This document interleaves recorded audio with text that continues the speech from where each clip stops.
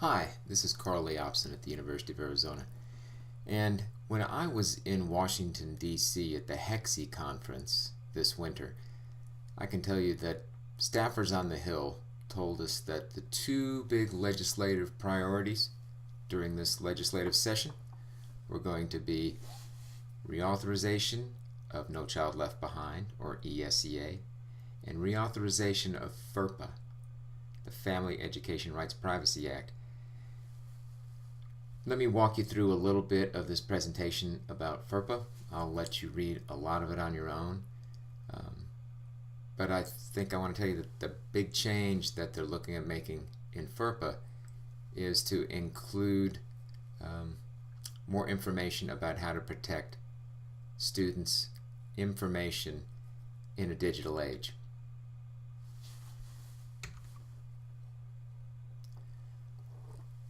So what is FERPA? It's a Family Education Rights Privacy Act, and it's a federal law that pertains to afford parents the rights to have access to their children's educational records, the right to have some of that information amended, the right to consent to disclosure, right? So that you're not out there handing data away. As a special education teacher, as a special education service provider, as someone working with students in special education, you're going to have your hands on lots of student data.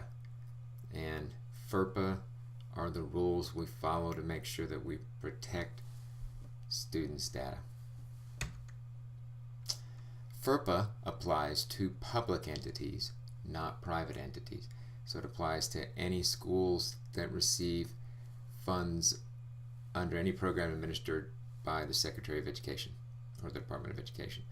Most private and parochial schools at the elementary and secondary levels don't receive those kinds of funds, and so they're not subject to FERPA. However, they generally try to do a good job, I think, of protecting student data. So what is it that you have to protect? You got to protect educational records, right? And those are any records directly related to the kid, maintained by an educational agency or institution, or a party acting for the agency or institution. There are exceptions or exclusions. Okay? Things like sole possession records used as a memory aid. Okay, so this has come up in court cases. Was something actual an education record, or was it just something that was a personal memory aid? Is it something that you just have on a little note sheet that you made a note about a kid, what time they were going to be available to have speech services tomorrow because the speech teacher was going to be out? It would be, if it went to court, it would be up to that court to decide whether or not that piece of paper you had was just a personal memory aid or whether it was an education record. Right? So you need to know those terms. Something that's a personal memory aid is an exception, right? And that is not even considered an education record. Something to keep in mind. Certainly, progress assessments that we're going to be doing regularly for students in special education, those are education records. Personally identifiable information, and you can take a look through this list here. There are lots of things that qualify as personally identifiable information. Best to just protect any information gathered about a student. Directory information, that's another term in FERPA, and that's personally identifiable information that's not generally considered harmful or an invasion of privacy if disclosed. All right, so that's information like that might be freely and openly in a directory, that might be in a sports brochure handed out before a game, with students' height and weight and age. So it's all right to give out directory information. However, there are rules that say directory information should not include some identifiable student number, okay? So not just the student's student ID number or social security number, That shouldn't be in a student directory, shouldn't be something that is generally given out. Directory information could include a student ID number as long as it can't be used to gain access to other personally identifiable information, except when you would use some authentication code. Pretty good idea not to post student ID numbers and social security numbers. Just a way to get into trouble. Annual notifications. So schools must notify parents annually of any student's rights under FERPA. Right? Their right to inspect records, their right to amend records, their right to consent to having records disclosed, and right to file a complaint with the U.S. Department of Education. Let me hop back for just a second to directory information. If you've been in schools, you know that most schools at the beginning of the year will send home a note asking parents to consent to release certain information in a directory. And that's another way that schools protect themselves.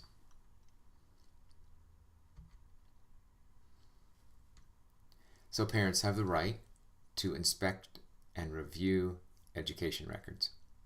And I'll let you read more of the details here. They also have the right to amend educational records. This is a really interesting one.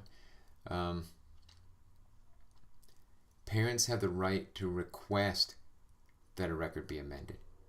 That something written about their kid in the records be included or removed, like something like a discipline report, or when a child was sent to the office, some note that a teacher wrote about a kid in class that's been put into their file. If the school decides not to amend, they have to inform the parent of their right to a hearing, and if there's still no change made, then the parent or student has a right to insert a statement in the record. And I've seen in situations where parents decide not to take it to a hearing, they just ask to have an explanation included in the record. And parents have to consent to disclose information. School can't disclose information about a child to a third party without consent, and that becomes important later. So you just can't go giving out information to anybody who calls, whether it's the police who are calling about a kid, some insurance company, doesn't matter. You need parent consent to disclose information. Now you could have parent consent prior to the need to disclose that information if that kind of thing comes up frequently at a school or within a program.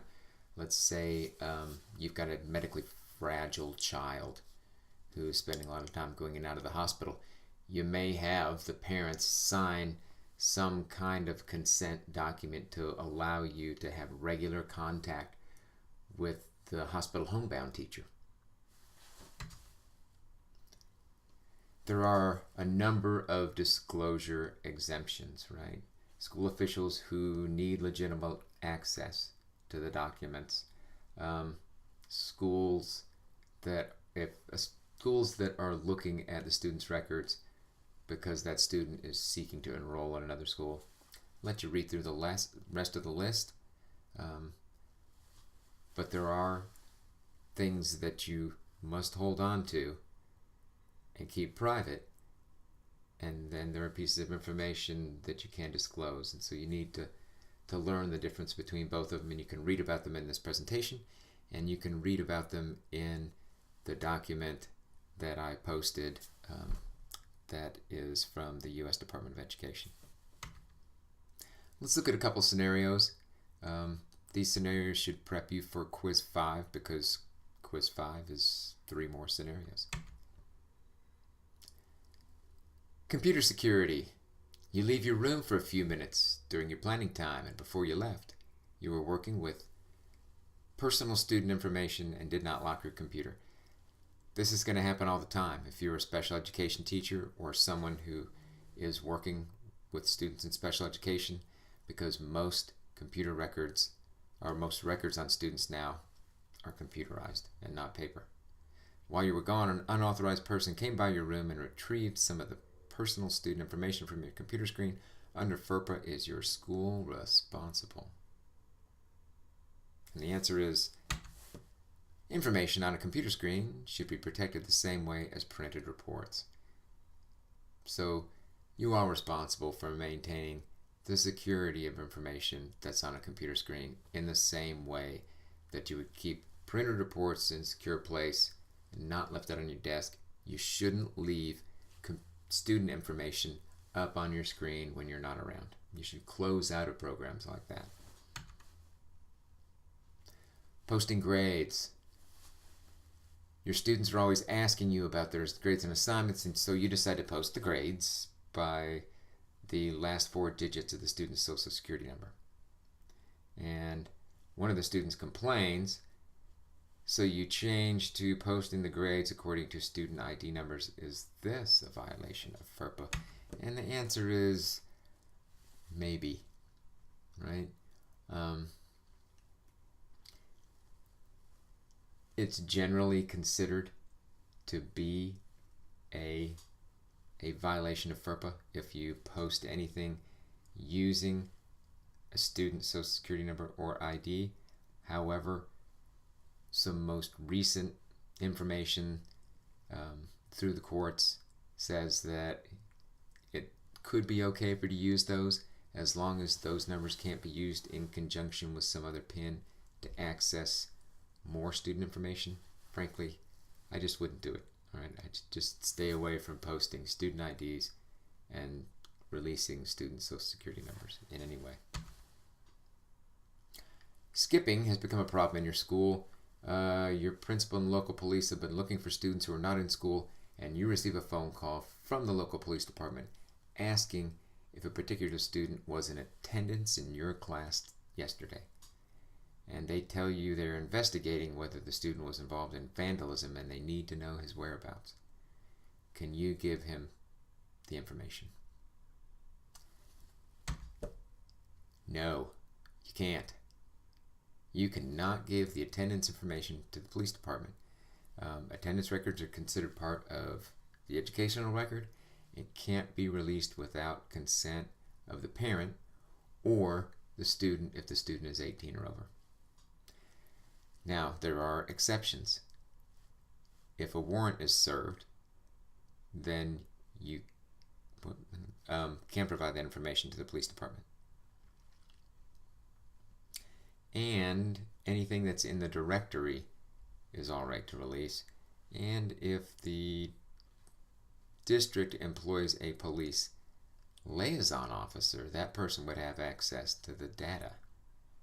Okay, because that person is within the school and might be considered to have an actual right to know in order to do their job that they are there to do within the school, which is an interesting twist on the notion of having police liaison officers in the school. So that's the general introduction to FERPA. I hope I provided a little more insight than is just in the presentation or just in the document that you'll read from the U.S. Department of Education. If you are going to be in class, then we'll do some work with 3 more scenarios. And if you're not going to be in class, if you're going to be doing the rest of this online, take quiz 5 at the website. It's 3 more scenarios. All right. I'll see you again.